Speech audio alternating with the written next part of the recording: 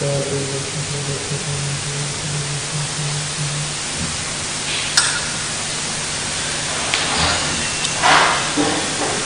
Radha Gopinath Radha Gopinath Shri Radhe Radha Gopinath Radha Shri Shri Radha Gopinath Ki Jai.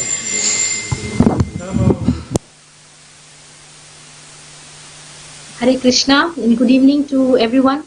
Welcome to this evening's Srimad Bhagavatam class, live streaming from home and in this time of lockdown. So I'm wishing everybody well during this lockdown period. As you know, in Sydney, there are many local government areas. There's about 8, I believe, that are in serious lockdowns, and so we are unable to travel 5 kilometers from our residential place. So hopefully we can get through this with the devotees, support of each other, and through remembering Sri Radha Gopinath in North Sydney. We are all feeling separation from the temple. Hopefully we can get through this by Gopinath's grace. Without further ado, let's get started. I'm going to be speaking on Lord Brahma's creation. You would have been given a flyer. So in that flyer, my section is to speak on the creation of the 4 Sanatan Kumars, the Sanat Kumars, and some other creations that Brahma does in the duration. We'll get started with a little bit of Jai Radha Madhav and chanting Hare Krishna, and then we'll get started. Okay. So, Jaya Radha Madhava Kunja Vihari Jaya Radha Madhava Kunja Vihari Jaya Gopi Jana Vallabha Girivardhari Jaya Gopi Jana Vallabha Girivardhari Yashoda Nandana Jajana Ranjana Yashoda Nandana Jajana Ranjana Yamuna Tira Vanchari Yamuna Tira Vanchari Jaya Radha Madhava Kunja Vihari Jaya Radha Madhava Kunja Vihari Hare Krishna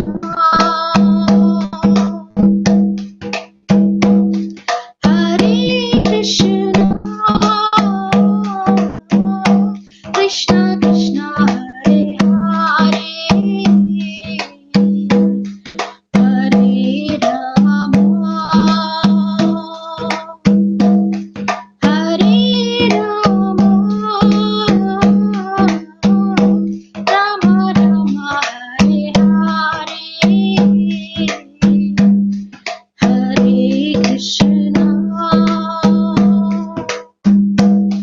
Hare Krishna Krishna Krishna Hare Hare Hare Rama Hare Rama Rama Rama Hare Hare Krishna Hare Krishna Krishna Krishna Hare Hare Rama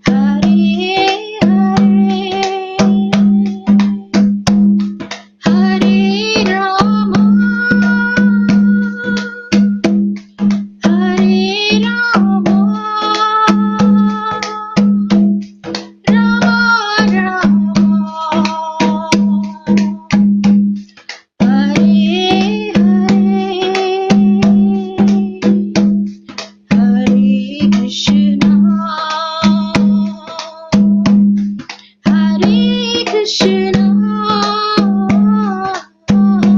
Krishna Krishna, Hare Hare, Hare Rama,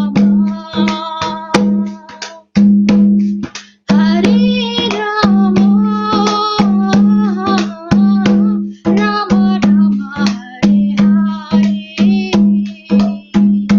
Jaya Radha Gopinath, Radha Gopinath, Shri Radhe. Jaya Radha Gopinath, Radha Gopinath, Shri Radhe. Jaya Radhe, Jaya Radhe, Jaya Radhe, Jaya Shri Radhe. Jaya Radha Shyama Sundar, Radha Shyama Sundar Radhe. Jaya Radha Shyama Sundar, Radha Shyama Sundar Radhe. Jaya Prabhupada, Jaya Prabhupada, Jaya Prabhupada, Jaya Prabhupada. Jaya Gurudeva, Jaya Gurudeva, Jaya Gurudeva, Jaya. Nitai Gora Hari Bol, Hari Bol, Hari Bol, Nitai Gora Hari Bol. Jai Om Vishnupad Paramahansa Parivacharya Asura Shri Srimad His Divine Grace Ave Charnaravinda Bhaktivedanta Swami Srila Prabhupada Ki Jai. ISKCON founder Acharya Srila Prabhupada Ki Jai. Anant Koti Vaishnav Vrinda Ki Jai. Namacharya Srila Haridas Thakur Ki Jai. प्रेम से कहो श्री कृष्ण चैतन्य प्रभु नित्यानंद श्री अद्वैत गदाधर शिवसदि गौर भक्त वृंद की जय। श्री श्री राधा कृष्ण गोप गोपीनाथ श्याम कुंड राधा कुंड गिर गोवर्धन की जय। वृंदावन धाम की जय, मथुरा धाम की जय, श्री नवदीप धाम की जय, यमुना माई की जय, श्रीमती तुलसी देवी की जय, सामवेद भक्त वृंद की जय, निताई गौर Premanandi. All glories to the assembled devotees, Hare Krishna. All glories to the assembled devotees, Hare Krishna. All glories to the assembled devotees, Hare Krishna. All glories to Shri Guru and Gauranga. Srila Prabhupada ki jai. Srila Gurudev ki jai. Namo Vishnupadaya Krishna Prasthaya Bhukle. Srimate Veer Krishna Goswami Niti Namne. Namo Hamsa Nikhashaya. Prabhupada Priyayate Shuddha Shuddhi Nishtabhyam Tasya Vakyanuvadane. So, for those of us who just joined us on ISKCON Sydney YouTube, welcome to this evening's Srimad Bhagavatam class, which devotees are live streaming from home. And for those on Mayapur TV, thank you for attending. Welcome. Hare Krishna to you all. This evening I'll be reading on Srimad Bhagavatam on Lord Brahma's creation of the 4 Sanat Kumars and other creations that follow. So just give me a second. I'll put this mridanga away and I'll be with you shortly. Hare Krishna.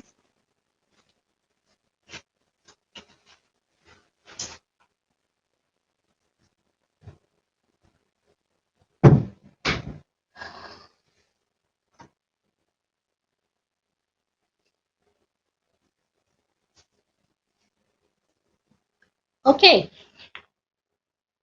So because this is a lot about the creation, it will mostly be a reading from the Srimad Bhagavatam rather than pastimes of Lord Krishna himself. It'll be directly reading from Canto 3, Chapter 12. So Maitreya is explaining to Vidur about the creation, because Vidur has asked these questions. How did Lord Brahma create everything? So Sri Maitreya, he says, "Oh learned Vidur, so far I have explained to you the glories of the form of the Supreme Personality of Godhead in his feature of Kal. Now you can hear from me about the creation of Brahma, the reservoir of all Vedic knowledge." So in a nutshell, before I start reading, I'll just give you overall discussion on what we're going to be talking about. Lord Brahma does all these creations, like from his mouth, the Vedas, the 4 Vedas that we have, that we read, they are formed. But from different parts of Lord Brahma, he creates different different things and different people, different personalities. Like from his mind, from his deliberation, he creates the Narad Muni. Narad Muni is one of his sons. There are many sons that he has. Rudra is created from his anger, actually, in the mode of passion. So Lord Shiva is, produced from his brows, from his mouth, from his body, different parts of his body, his arm, his ears, his nose, his eyes, so his skin. So they're different, like the Gayatri mantras, that the Gayatris that we chant is actually produced from his skin. So it is very interesting. Lord Brahma also has a daughter, so he produces a daughter as well. We'll talk a little bit about that right in the end. So let's get started. There's quite a lot of shloks here. It's 50 something. So we have limited time. I'll try to, what's the word for it? Go like Speedy Gonzales over the 50 shlokas. So I'll try to fast track some of it, otherwise we won't be able to cover everything.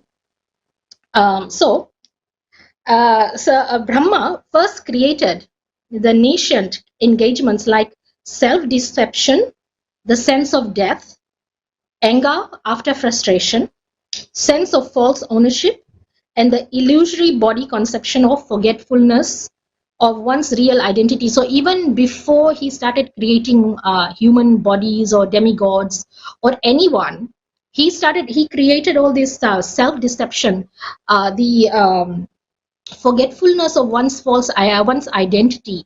The reason was that because we are all trying to be independent of Lord Krishna, we want to be in the material creation. So in order to be in the material creation, we've got to forget about our spiritual identity. So these four things appears to be negative, but they were really necessary to create even before he created anything else. So there's a purport by Srila Prabhupada, A.C. Bhaktivedanta Srila Prabhupada ki jai. So he has written a very nice purport. I will try and read it as fast as possible because we have other things to cover too, but let's go. Before the factual creation of living entities in the different varieties of species, the condition under which living being in the material world has to live was created by Brahma. So these are the conditions he's creating. Unless the living entity forgets his real identity, it is impossible for him to live in the material conditions. So therefore, the first condition of material existence is forgetfulness of one's real identity. And that's why we can't really perceive that we are spiritual beings. We are materials. We are somebody's daughter or son or wife or Indian or black or white or Australian. We have a false identity. We don't really identify with each other's spiritual natures, because Brahma created this so that we can exist in the material world. So therefore, and by forgetting one's real identity, one is sure to be afraid of death. So that is another thing that Lord Brahma created before the living entities, the fear of death.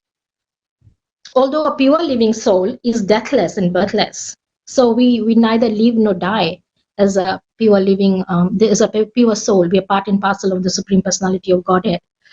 But he created the fear of death. The false identification with material nature is the cause of false ownership of things which are offered by arrangement of the superior control. So all material resources are offered to the living entity for his peaceful living and discharge of duties for self-realization in the conditioned life. So it is evident from this verse that Brahma himself created the Supreme Lord, which is a bit interesting, and the 5 kinds of nations which condition the living entities in material existence. These are creations of Brahma. It is simply ludicrous to think that the living entity to be equal to the Supreme Being. When one can understand that the unconditioned souls are under the influence of Brahma's magic wand. So we are all in Maya. It's been created for us. We kind of think we are equal to the Supreme Being. We can rule. We can be leaders, or we can, cheat each other. These are things that Lord Brahma has created so that we can be material beings. So we'll continue from there. After, actually, these misleading, because these creations are kind of misleading and it's a negative. So Brahma did not feel much pleasure in this activity. Therefore, he purified himself by meditation on the personality of Godhead. Then he began another term of creation. So Lord Brahma didn't really like creating all this fear of death and anger and frustration and forgetfulness of oneself identity. These were negative things that he had created, and he felt he didn't feel good about it. So he went under meditation to purify himself, meditation on the Supreme Personality of Godhead. So that actually proves he's a supreme. He's a devotee of the Lord, and he's a pure soul. Actually, he says sometimes that when there is no soul to be Brahma, Lord Brahma, then Lord Krishna, the Supreme Personality of Godhead himself, takes the position of Brahma. So he's no one ordinary, obviously, but still, nonetheless, he feels bad in creating all these nations as the five negative things, and so he takes samadhi. In other words, he goes into meditation. Then let me continue. So after that, after he goes into this meditation and he purifies himself, then the first beings he creates, the first entities he creates, is the four great sages. So Sanaka, Sanananda, Sanatana, and Sanat Kumar. These are the four Kumars, the Sanat Kumars. And all of them were unable and unwilling to adopt materialistic activities because they were highly elevated due to their semens flowing upwards.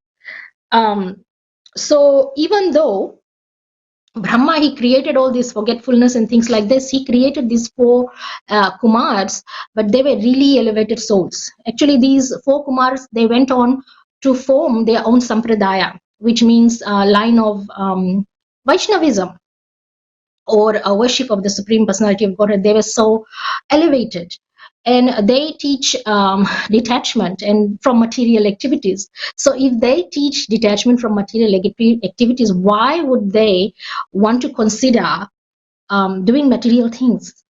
So we are from the Sampradaya of the Brahma Sampradaya. There's four. Obviously, there's one Rudra, and there's Lakshmi, and then there's Brahma, and then there's the four Sanatan Kumars. So all these four Sampradayas, they teach us about the worship of the Supreme Personality of Godhead and detachment from material activities, so that our souls can go back to Godhead. All four of them are bona fide. So these Sanatan Kumars, when Lord Brahma asked them to procreate for material creation, they refused. And they were just four children. They looked like 5-year-olds. And we discussed this in my last class, actually, where the four Sanatan Kumars, they went to see Lord Vishnu in his abode, and they were rejected entry by the Jay and Vijay, the gods. And so they were cursed by the four Sanatan Kumars to come back to material world as demons. And so Jay and Vijay became Hiranyaksha and Hiranyakashipu, and they also became some other demons later on. And Lord Krishna, Lord Ram, in those pastimes also. In any case, when Brahma asked these four Sanatan Kumars to take part in material procreation, they said no, because they were already elevated souls, and they said no. They couldn't. So let's kind of jump to the translations later. We are reading from text 3.12.5. If for those people who are following this, if you want to go back and read more details, I will quote the shloks hopefully from time to time to say where I'm getting these references from. So this one is 3.12.5. Brahma spoke to his sons after generating them. He said, "My dear sons," he said, "now generate progeny." But due to their being attached to Vasudev, the Supreme Personality of Godhead, they aimed at liberation and therefore expressed their unwillingness. the four sons of Brahma, the Kumaras, declined to become family men, even on the request of their great father Brahma. Nobody refuses Brahma. Brahma is on one of the three rulers of the universe. He's the creator, and sometimes he's the supreme personality of Godhead himself. Uh, although Brahma is considered to be ordinary jiva soul, the jiva tattva, so not Vishnu tattva. But still, it is a very high offense to refuse him or disrespect him in any way whatsoever. We cannot do that. It's not done, not acceptable. There are reactions associated with these things. But in any case, the four sons, they declined to become family men, even on the request of the great father Brahma. So people may ask how the Kumaras could refuse the orders of Brahma, who was their father and above all creator of the universe. The reply is that one who is Vasudeva Parayana, or seriously engaged in devotional service of personality of Godhead, Vasudev need not care for any other obligation. It is so anyone who has completely given up all the worldly relationships and has taken absolute shelter of the lotus feet of the Lord, who gives us salvation, who alone is fit to be taken shelter of, is no longer a debtor or a servant of anyone, including the demigods, forefathers, sages, and other living entities, relatives, and members of the human society. Thus, there was nothing wrong in the acts of the Kumars. There's nothing wrong in the acts of the Kumars. The great fathers request that they become family men. So the result of that was on the refusal of the sons to obey the order of their father, there was much anger generated in Brahma. So Brahma was kind of angry. He was very angry, which he tried to control. He did not express it. Normally when we are angry with someone, we really let them have it. We have to say something. I'm angry with you, you've done this or that, and give them a few slaps. Don't normally do that, but I'm just saying that normally it is very difficult to control anger. You really express yourself. So but here Lord Brahma, he tried to control it, but he couldn't. So even though he tried to curb his anger, it came out from between his eyebrows. And from that anger between his eyebrows, because he tried to control that anger, so from between his eyebrows, a child mixed blue and red was immediately generated. So this child was born out of anger. And so I'll read the purport. It's really interesting. The face of anger is the same, whether exhibited due to ignorance or knowledge. So although Brahma tried to curb his anger, he could not do so, even though he is the supreme being. He could not control his anger, even though he is the supreme being. Such anger in its true color came from between the eyebrows of Brahma as Rudra, in a mixed color of blue, which represents ignorance, and red, which represents passion, because anger is a product of passion and ignorance. So if you happen to meet somebody who's angry, just tell them you are in passion or you are in ignorance. Try that. They will never appreciate it, obviously, but that's what it says in the purport here by Srila Prabhupada, that anger is a product of passion and ignorance. So if you come across anybody who's angry, just say, "Oh, Prabhu, Mataji, you are in passion and ignorance." Anyway, that's a joke. After his birth, this Rudra, after his birth, he began to cry. And he said, "Oh, destiny maker, oh, destiny maker, teacher of the universe, kindly designate my name and place." So he wants to know where his place is and what his designation is. So the all-powerful Brahma, who was born from the lotus flower, pacified the boy with gentle words. Accepting his request, he said, "Do not cry. I shall certainly do as you desire." So thereafter, Brahma said, "O chief of the demigods, you shall be called by the name Rudra. Rudra, by all people, because you have so anxiously cried. So we are now on 3.12.11. So he says, my dear boy, I have selected the following places. So these are very interesting places that Rudra resides. And later on in the activities, in the purport, it is explained how he manifests. So he said, I have selected the following places for your residence. The heart. So Rudra resides in the heart. The senses, all our senses, the air of life, the sky, the air, the fire, the water, the earth, the sun, the moon, and austerity. So he has got many places to reside. Now, how does that affect, or when is he, like when does Rudra manifest within when he is living in there? So Prabhupada really explains it very well. It's a long purport, but I'll try to select the main ones. He says in the Bhagavad Gita 3.37, the principle of Rudra is described. 3.37 Bhagavad Gita. Krodh, which is anger, is the product of Kam, which is lust, which is then the result of the mode of passion. So when lust and hankering are unsatisfied, I've heard my spiritual master say this many times in his classes mentioned. It says when lust and hankering are unsatisfied, the element krodh appears. In other words, the element anger appears because certain desires are not satisfied. People get angry, very angry. So it is a formidable enemy of the conditioned souls. In other words, if someone is elevated or on a spiritual path or spiritual progress, and they have certain desires that are not satisfied, and they become angry, it becomes an enemy of that spiritual person.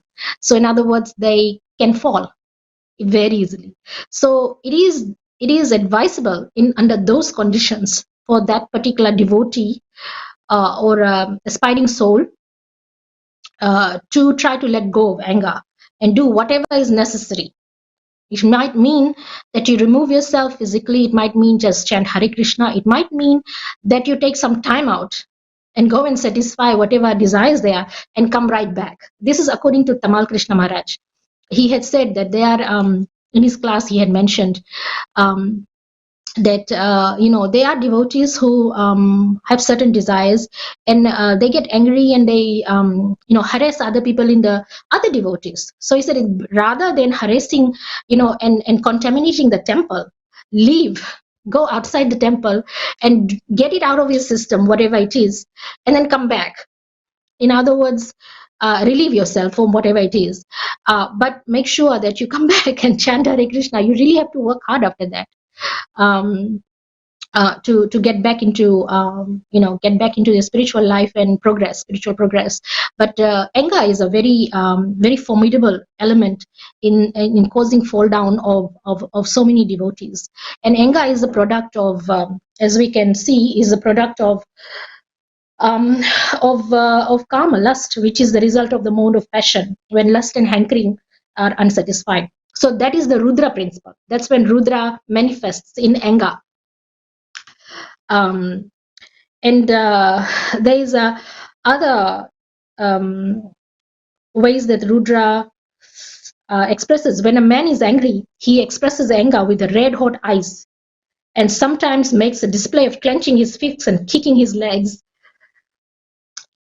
Interesting. This exhibition of Rudra principle is the proof that Rudra's presence is in such places.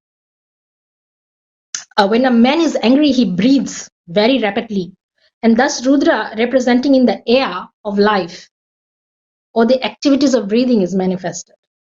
When the sky is overcast with dense clouds and roars in anger, when the winds blow fiercely, the Rudra principle is manifested.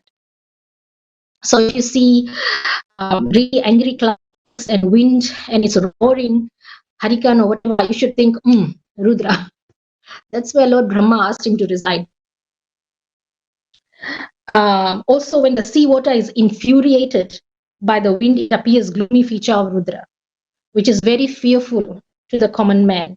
When fire is ablaze, we have lots of fire in Australia. We have forest fires, firestorms. That's the Rudra principle manifesting, because Lord Brahma gave him those places to reside. So there are many earthly creatures who are constantly represent the Rudra element.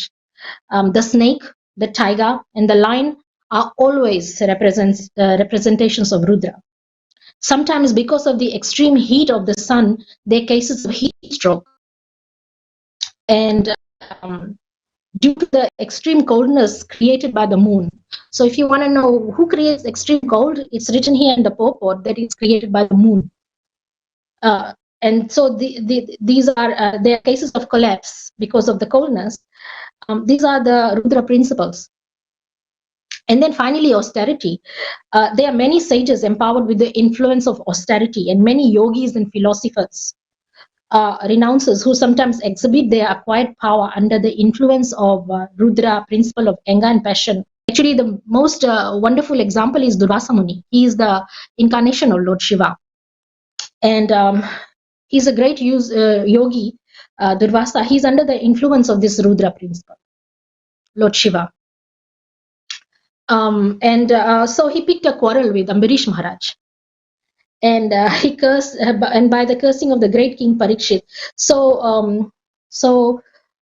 when the Rudra principle is exhibited by persons who are not engaged in devotional service of the Supreme Personality of Godhead, the angry person falls down. The angry person falls down from the peak of his improved position. This is very much confirmed in the Srimad Bhagavatam, Canto 10.2.32. The most lamentable fall down of the impersonalist is due to his false and unreasonable claim of being one with the Supreme. So, if you want to be a good devotee, if you can't control your anger, remove yourself from that situation totally and completely. Remove yourself from that situation. And means of continuing your spiritual life. So here Lord Brahma gives different names to Rudra. He says, my dear boy Rudra, you will have 11 other names. Out of those 11 other names, one of them is Shiva. And I'll read out all the rest of the names. Manu, Mahinasha, Mahan, Shiva, Ratvaja, Ugrareta, Bhava, Kala, Vam, Dritvrata. So these are all different names of Rudra. And to Rudra, you will also have 11 wives. And they are going to be called Rudranis, obviously. And they are as follows: Dhi, Driti, Rasala, Uma, Niyut, Sarpi, Ila, Ambika, Iravati, Swadha, Diksha. So these are his wives. So he says, my dear boy, you may now accept all the names and places designate you and your different wives. And for now, one of the masters of the living entities. You is the population on a large scale. It's on large scale. So that's exactly what Rudra does. Lord Shiva, he goes with his 11 Rudranis, and they produce many children, many children, unlimited number of children. It is Srila Prabhupada writes here that it is natural that one should accept the wife selected by one's father. Just as a son accepts the name given by the father, as he accepts the property offered by the father, he accepts the wives selected by the father. That principle is still very much upholded in our religion and our culture, that arranged marriages, fathers tend to choose the wives for their sons, and their sons accept. Actually, my parents were married in that way. My grandfather selected a wife for my father, and they had a very happy marriage for life. It was a very wonderful marriage of my parents, and some people used to call them a Ram Sita Jodi. They were so good together. So sometimes it's very good to go by father's advice, and marry accordingly. That will be auspicious. So that is in the general cause of increasing the population of the world. On the other hand, the Kumaras they did not accept the offering by the father because they were elevated. So there is a proviso there.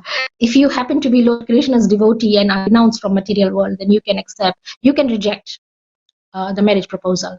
Only if you are an elevated soul, as on a highly elevated level, like the four Sanat Kumars, which none of us are right at the moment. That's why we are born on planet Earth, suffering by material conditions. So none of us are elevated. We are improving out, but we are not. None of us are there. Okay, so continuing from there, the most powerful Rudra, whose bodily color was blue mixed with red, created many exactly resembling human features, furious nature. So he produced many unlimited number of children, kind of angry. They were angry and furious nature. So the sons and grandsons created by Rudra were unlimited, and when they assembled together, they attempted to devour the entire universe. So they were actually committing serious offenses, and they were destroying everything, and in unlimited numbers. So when Brahma, the father of the living entities, he saw this, he became afraid of the situation. He became really afraid because his creation was being destroyed. And at one stage, the the Rudras children, they actually attacked Lord Brahma himself. They were going to devour him, in other words, eat him or something like that. They were attacking Lord Brahma himself, the creator. So Brahma got really angry. I mean, sorry, not angry, he got scared. So the purport, the generations of Rudra, the incarnations of Enga, was so dangerous to the maintenance of the universal affairs that even Brahma, the father of the living entities, became afraid of them. The so-called devotees or followers of Rudra are also a menace. They are sometimes dangerous even to Rudra himself. Oh yeah, they actually tried to attack Rudra himself. They're so furious and angry and destructive in nature. So descendants of Rudra sometimes make plans to kill Rudra, own descendants, by the grace of the Rudra. That's the nature of his devotees. Dangerous, very dangerous. Yeah. So Brahma told Rudra, "Oh, best amongst the demigods, there is no need for you to generate any more living entities of this nature." So Lord Brahma went to Lord Shiva, Rudra, and said, "Stop, don't procreate any more of this nature. They have all begun to devastate everything on all sides with the fiery flames from their eyes, and they have even attacked me." So then he continues, "My dear son, you had better situate yourself in penance, which is auspicious for all living entities, by which all benediction upon you, by which will bring all benediction upon you. By penance only shall you be able to create the universe as it was before." So he sends Lord Shiva into meditation, and he says, "Don't procreate anymore, don't create any more menacing children and grandchildren. Just go and go into penance and wait. Time that there's the time comes the doom of the universe." So then Lord Shiva waits, Rudra waits until he is given the go-ahead for annihilation and destruction, which he gets from Ananta. Ananta is a extension of Sankarshan. He is Lord Balaram. So expansion of Lord Balaram.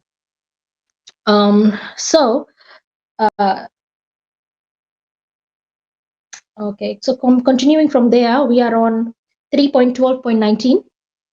By penance only can one even approach the personality of Godhead, who is within the heart of every living entity and at the same time beyond the reach of all senses. So in the Bhagavad Gita, it is said that the common mass of people follow the path shown by an authority.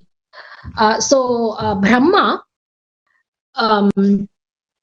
disgusted with Rudra generation and afraid of being devoured by the increase of population, asked Rudra to stop producing such unwanted generation to take penance for attaining the favor of the Supreme Lord.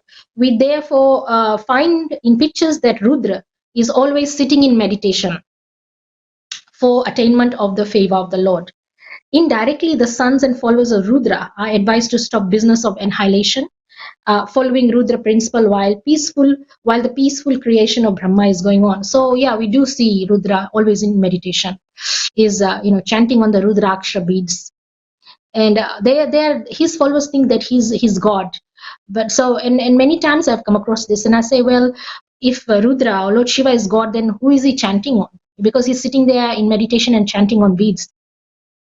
So these Rudraksha beads, which he's chanting on, is he chanting on himself if he's God? So that always gets the opposite party, and they kind of think and they go, oh yeah, if he's God, then who is he praying to? Not to himself. So that is one of the times I've used during preaching. He's actually chanting on this, focusing on the Supreme Personality of Godhead, which is Lord Krishna, and praying for favor, benediction from him. So Sri Maitreya said, thus Rudra, having been ordered by Brahma, circumambulated the master of the Vedas. Blessing him with words of assent, he entered the forest to perform austere penances. Okay, so then after that, Lord Brahma went for further strategies of creation, because he had tried to increase the population through Rudra and it didn't work so well. So then he got 10 more sons. So he generated 10 sons for extending the generations. Now these 10 sons are, you would have heard of them in different parts of the Srimad Bhagavatam, different stories, pastimes. So these 10 sons are Marichi, Atri, Angira, Pulastya, Pulaha, Kratu, Brigu, Vashishta, Daksh, and the 10th son is a famous one, Narad Muni. So he created these 10 sons, and Srila Prabhupada says Narad Muni is the highest amongst all sons of Brahma, because Narad Muni is very devotional. He's very devotional to the Lord. He's a very worthy son. Not that the rest weren't. They were all very much favorable to the creation and progeny of the universe. However, Narad Muni is considered to be the highest amongst all of the 10 sons. So Narad was actually born of the deliberation of Brahma, which is the best part of the body. So good thoughts. That is why the devotees, when they want to produce a child, they make sure that they chant the 64 rounds, because then they have the good consciousness, and that is passed on to the child, and they get a devotee child. So it depends on what kind of consciousness you have, that will determine your son or your daughter, your child. So here Narad was born of the deliberation of Brahma, which is the best part of the body. Vashishta was born from his breathing. So breathing, Vashishta Muni was born. Daksha was born from his thumb. Brigu Muni, who was born of his touch. Kratu was born from his hand. So here in the purport, he says, a pure devotee of the Lord like Narad can deliver the Supreme Lord by his goodwill. Deliver the Supreme Lord, which is really interesting. The very name Narad suggests that he can deliver the Supreme Lord. It means Nara means the Supreme Lord, and Da means one who can deliver.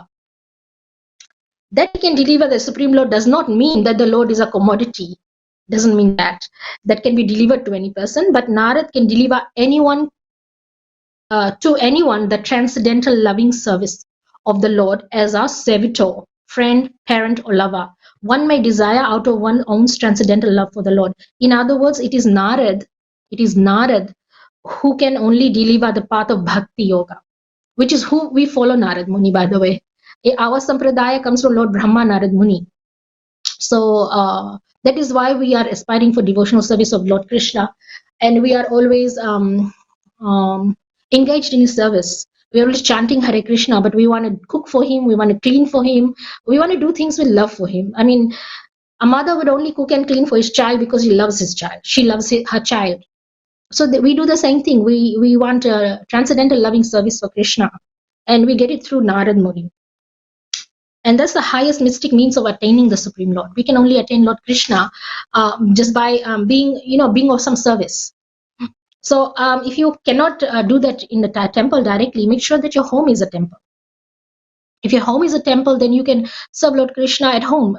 Put him to bed, wake him up, cook for him, dress him, and pray to him, and make your home a temple of Lord Krishna. Chant and serve devotees. Offer them prasad. So make your home into a temple if you cannot go to a temple. At the moment, we are none of us are able to, because the temples closed due to corona restrictions. But also, we are kind of prisoners of our own suburbs because of the restrictions. We cannot travel 5 kilometers out of our residential places, so for a month. So we really do need to have Lord Krishna in our homes. Lord Gopinath. I have a picture of Lord Gopinath in my altar also, and I worship him.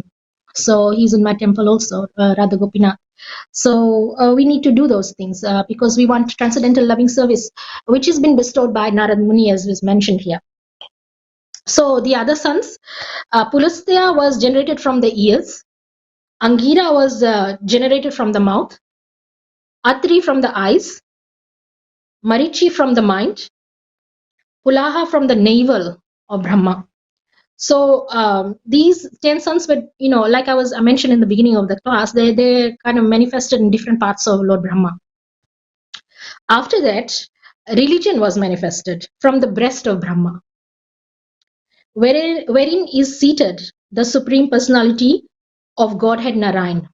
So this is the place where Lord Narayan resides, and this is where religion is from Brahma. The religion was manifested or created from the breast of Brahma. And irreligion, because there is irreligion also. This is a world of duality, which Gurudev also mentions. Is it is a material world is a world of duality.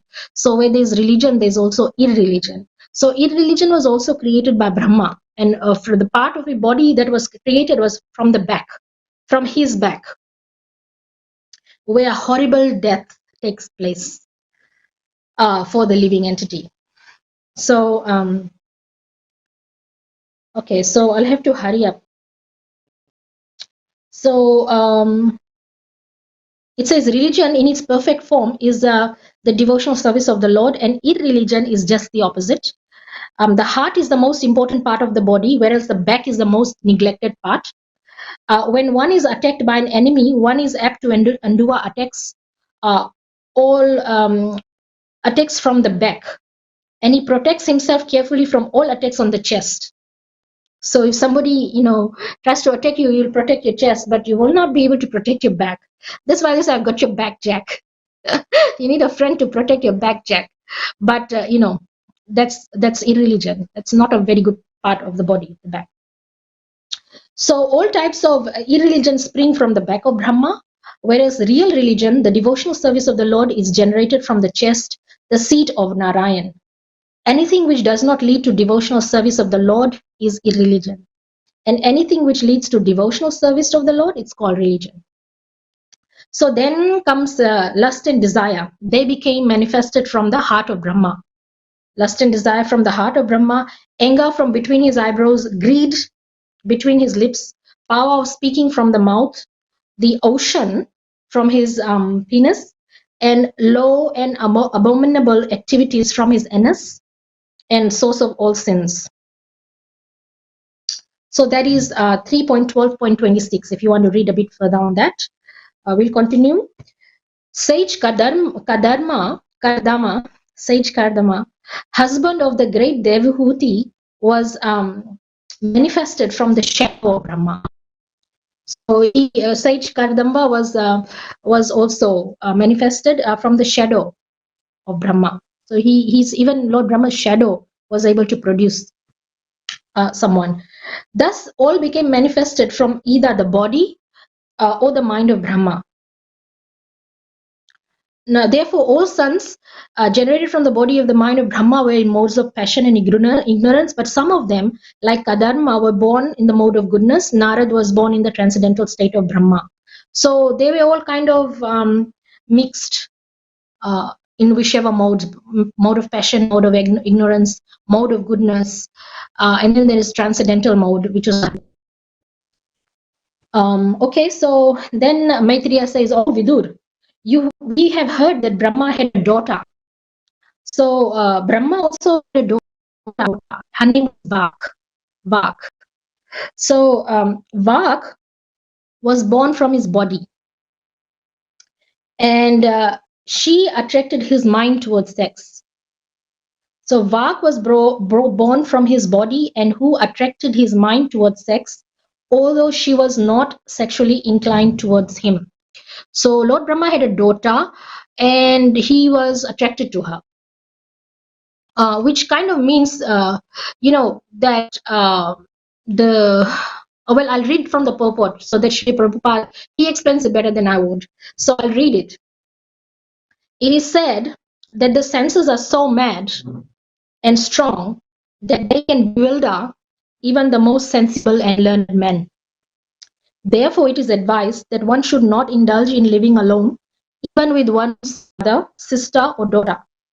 Vidvamsam api karshati means that even the most learned also become victims of the sensual urge. So Maitreya hesitated to state that this anomaly on the part of Brahma, who was sexually inclined towards his own daughter, but still he mentioned it. There's a reason he mentions, the reason why we are reading it today. Is the reason is that he mentioned it because sometimes it so happens that the living example is Brahma himself.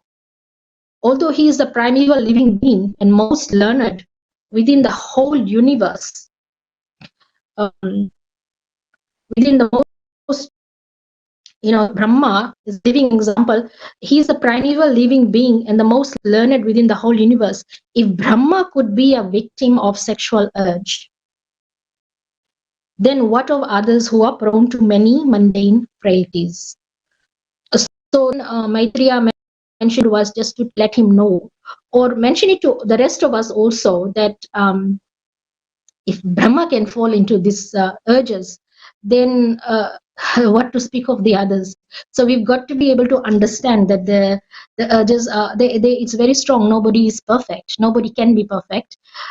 We can be perfected if we are highly elevated souls of Lord Krishna, but none of us are. We are all struggling, souls, and so we take shelter on Lord Krishna's lotus feet.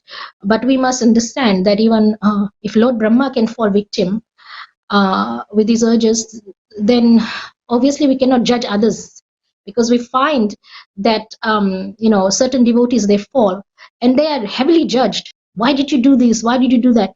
You cannot judge, because even Lord Brahma had gone into this mode. So what to speak of us ordinary devotees? And it is not really advisable to tell somebody to renounce if they are not inclined to renounce these activities, whether a man or a woman. Gurudev, Srila Prabhupada says in such cases a person should get married. So in other words, illicit sex life is obviously prohibited and it's not acceptable, but in such regard one should get married. One should not be pressurized to stay unmarried or single in that state.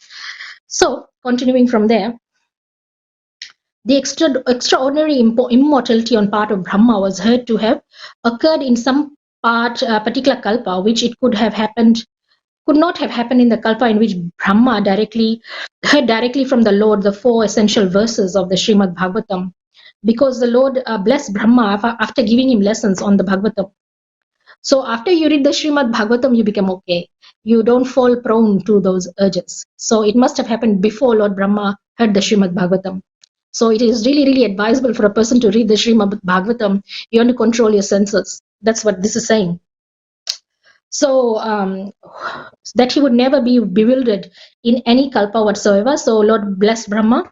This indicates that before hearing the Srimad Bhagavatam, he might have fallen victim to such sensuality, but after hearing the Srimad Bhagavatam directly, from the Lord, there was no possibility of failures. So we must, that is why we are actually advised, devotees, they listen to Srimad Bhagavatam every morning. We should listen to the Srimad Bhagavatam all the time and read the Bhagavatam.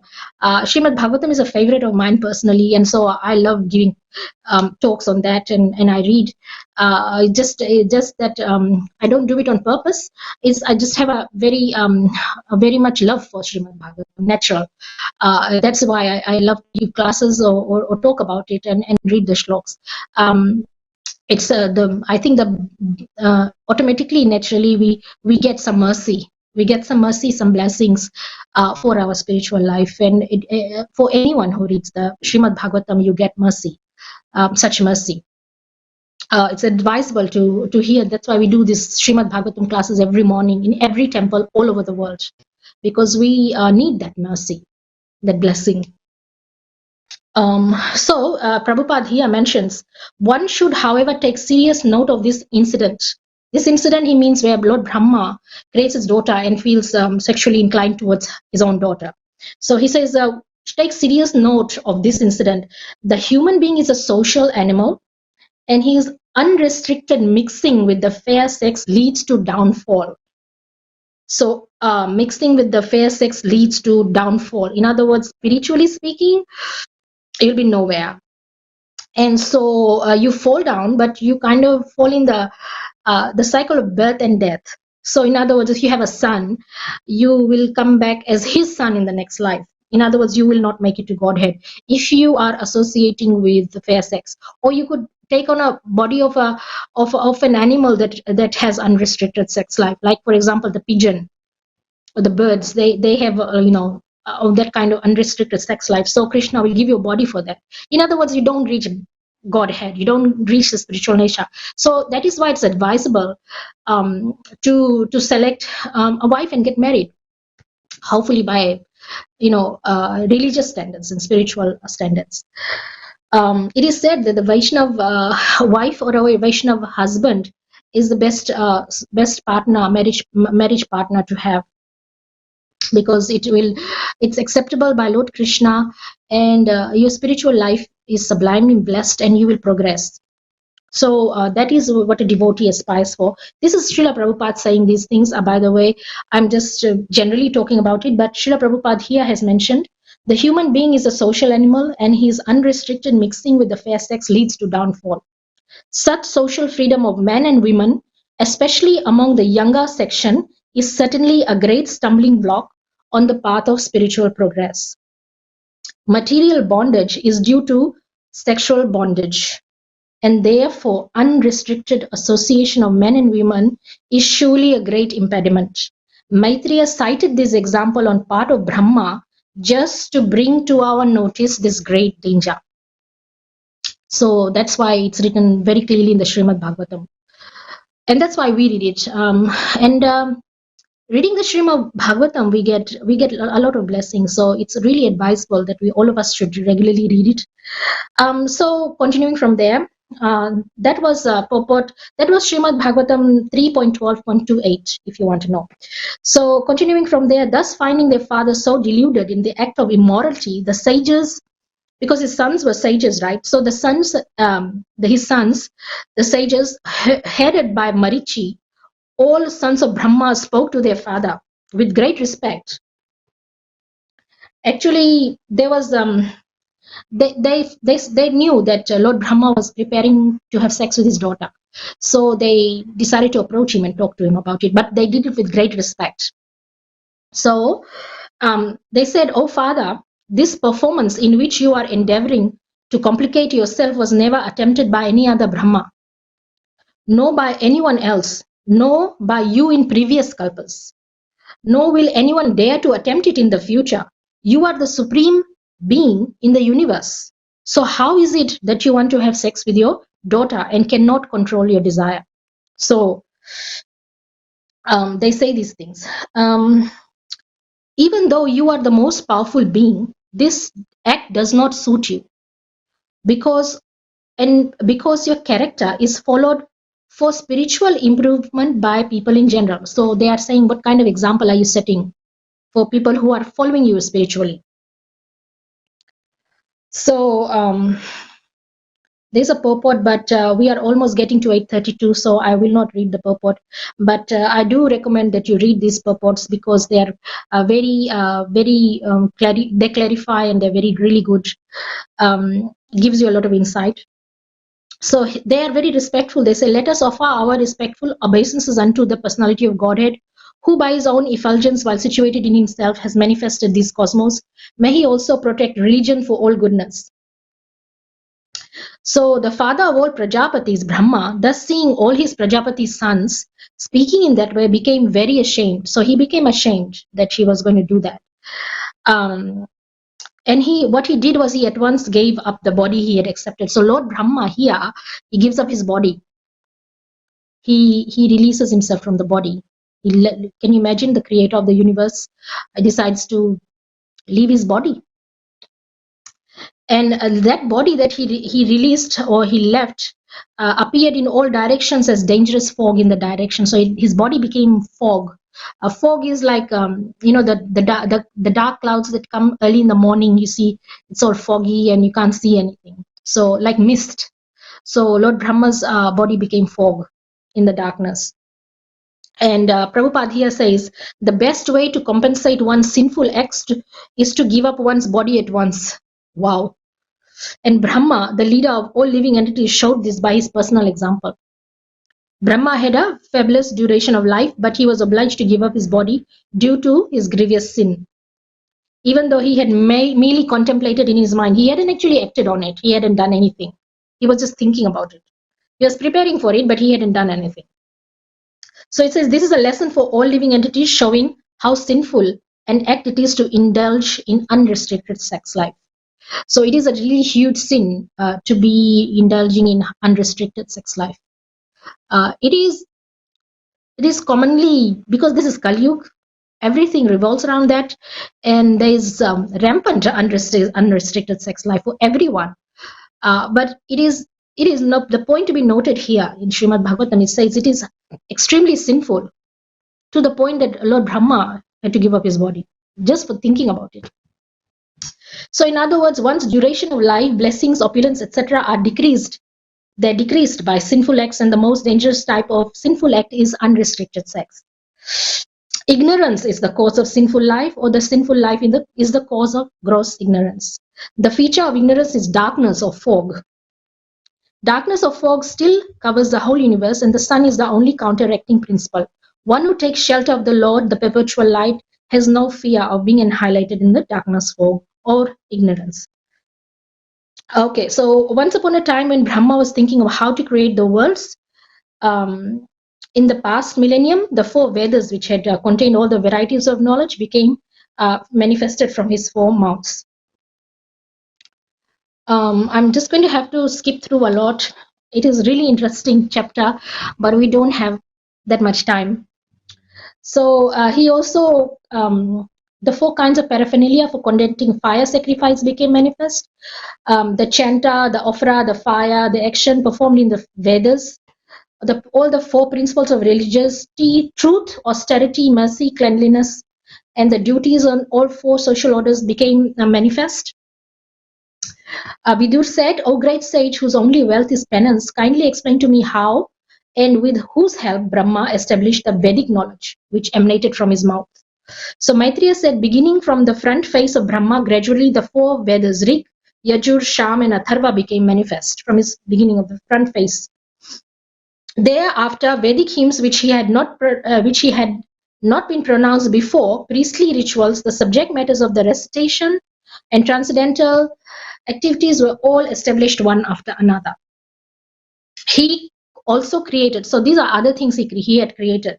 He created the medical science, military art, musical art, architectural science, and all the Vedas, they all emanated one after another, beginning from the front face of Lord Brahma. And then he created the fifth Veda. So there is a fifth Veda. We know that there are four, but according to the Srimad Bhagavatam purport 3.12.39, he created a fifth Veda, the Puranas. The Puranas are known as the fifth Veda, and the histories from all his mouths, three, since he could see the past, present, and future.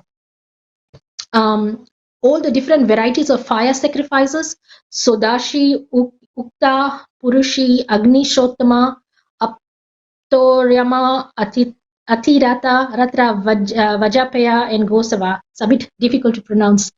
They became manifest from the eastern mouth of Brahma, east mouth. Education, charity, penance, and truth are said to be 4 legs of religion. And to learn these 4 orders of life from different classifications of castes according to vocation, Brahma created all this in systematic order. And then the thread ceremony for the twice born, Brahmins, that was created, as were rules to be followed for at least 1 year after accepting of Vedas, rules for observing complete abstinence from sex life, all these rules for various duties of household life, maintaining livelihood, all these, without anyone's cooperation, by picking up rejected grains. So all of this was created by Brahma. And then the 4 divisions of retired life, like Vaikanashas, Valakyalas, Adambaras, and Phenapas, the 4 divisions of the renounced order of life, they were all manifested by Brahma.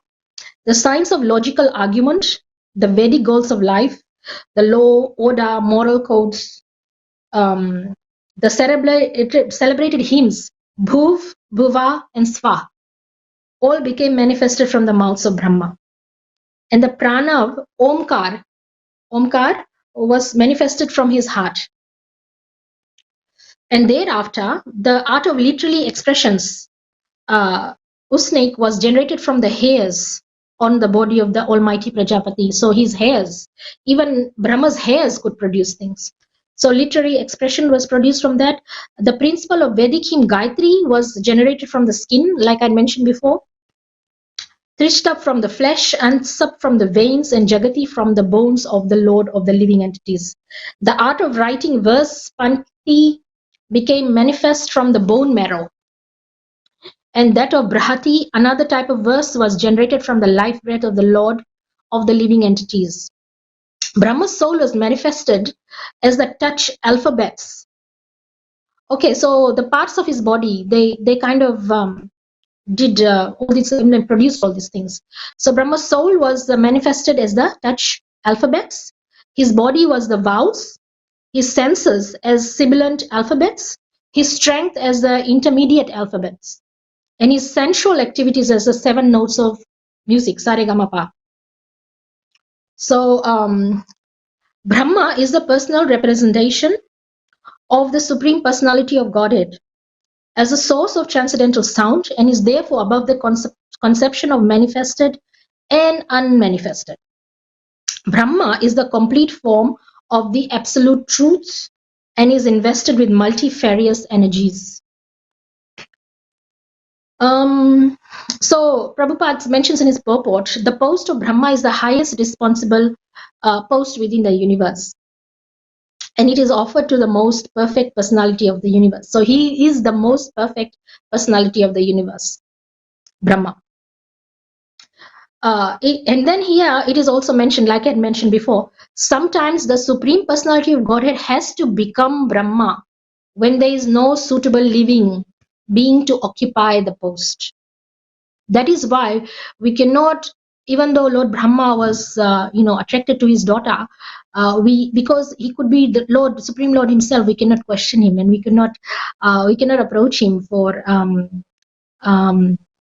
objection, really. So there's a pastime where Marichi and all the sons who had objected, they suffered the reaction for objecting this act.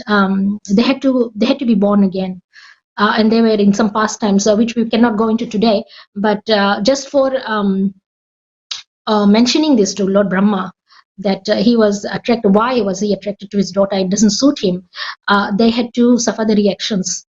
Because it is mentioned here that even the Supreme Personality has to become Brahma when there is no suitable living entity to occupy the post.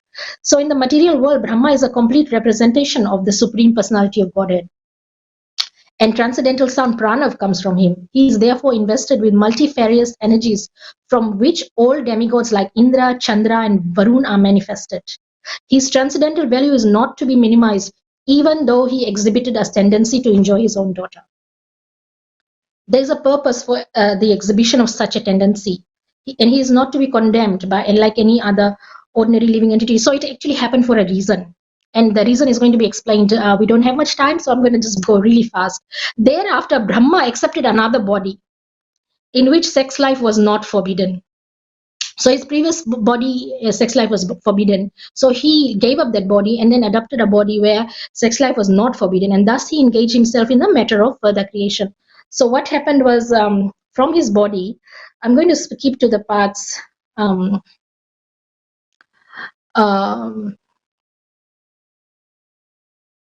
where from his body, while he was like in contemplation and was observing the supernatural power, two other forms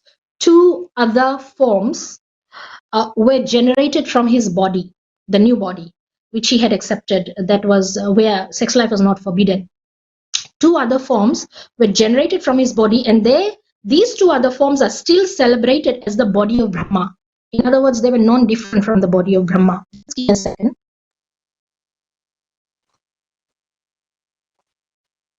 So two bodies came out of Brahma, and one had a mustache and the other had swollen breasts. So one was a man and one was a woman, came out of the body.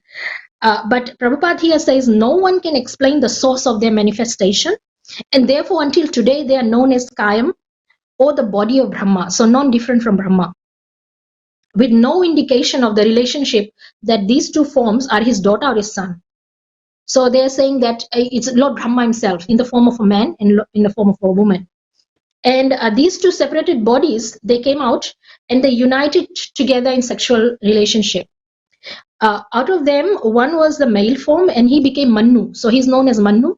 The name Swayambhuva Manu. And the woman became known as Satarupa, the queen of the great soul Manu. So Satruva became his wife. So this is why there was an act where he had felt that attraction towards his daughter. There was a reason for it, because he had to give up that body and assume a body where sex was not forbidden, so that Manu and his wife Satrupa could be manifested. And then they joined in a union whereby the entire population of this creation was done.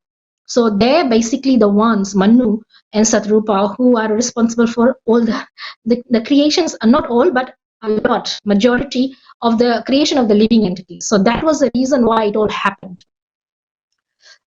So thereafter, by sex indulgence, they gradually increased the generation of population one after another. So that is why it happened. Because it was said in the purport, it is not an ordinary thing that Brahma had felt like that to his daughter. There had to be a reason. But it is also was an example for the living entity that, if Brahma can feel that, so the other souls, they don't have much chance unless they read the Srimad Bhagavatam or they practice Krishna consciousness and their chanting. They seek blessings from the Supreme Personality of Godhead. So it says, O son of Bharat, in due course of time, Manu begot in Satarupa 5 children, 2 sons, Priyavrata, Uttanpada, and 3 daughters, Akuti, Devhuti, and Prashuti. The father of Manu handed over his first daughter Akuti to the sage Ruchi, the middle daughter Devahuti to the sage Kardama, and the youngest daughter Prasuti to Daksh. From them, all the world filled with population. So then that's when the progeny really began. So I think that might be the last verse. So I read the purport, and we are actually right on time. Or actually, we are 15 minutes. But anyway, the purport by Srila Prabhupada. This is the last talk of this particular chapter of creation.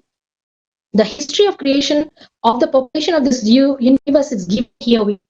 In other words, this is where the topic is really from Swayambhuva Manu and his wife Satrupa, and then their daughters are being given. That they had 5 children, and the 5 children were given to all these, munis, and many of this were given to these munis, and then that's where the population, the history, the creation of the population begins. Brahma is the original living creature in the universe, from whom was generated Manu, Swayambhuva, and his wife Satrupa. From Manu, 2 sons and 3 daughters were born, and from them all the population in different planets has sprung up until now. So we are products of Manu and Satrupa. Very many generations down, obviously, but we are their products. So therefore, Brahma is known as the grandfather of all, everyone, and the personality of Godhead being the father of Brahma is known as the great grandfather of all living beings. This is confirmed in the Bhagavad Gita 11, chapter 11.39. Chapter 11, text 39 in the Bhagavad Gita as follows. Vayur yamo gnir varunaha sashanikaha prajapatiswam pratita mahascha namo namastestu sahasra kritva punaschabhyo pi namo namaste. And the translation of that shlok in the Bhagavad Gita 11.39, you are the Lord of the air, the supreme justice Yama, the fire, the Lord of the rains. You are the moon, and you are the great grandfather. Therefore, I offer my respectful obeisances unto you again and again. And thus end the Bhakti Vedanta purports of the 3rd canto, 12th chapter of the Srimad Bhagavatam entitled Creation of the Kumars and Others. So I hope you have enjoyed listening to the creation pastimes of Lord Brahma, and hopefully you know now where you come from, where I come from. We all come from Manu, Swayambhuva, well, it's generations down, and Satrupa, but they were created from the body of Lord Brahma, and it is still unknown, according to the purport, that Manu and Satrupa are his son or his daughter. They don't know. It is understood that it's Lord Brahma's body himself. So that there is his body is able to accept is able to accept sexual union because his previous body couldn't. It was forbidden. Obviously, Rudra. We talked about Rudra. We talked about this 4 Sanat Kumars and Narad Muni, all his great sons. So and arts, music. All these kinds of alphabets, Gayatris, Omkar, we went through very quickly, but we came to understand how it was created in different parts of Lord Brahma. So thank you for listening. Srimad Bhagavata Puran ki jai. Hare Krishna to you all, and I will see you hopefully next Friday. My classes are on Fridays. Hare Krishna.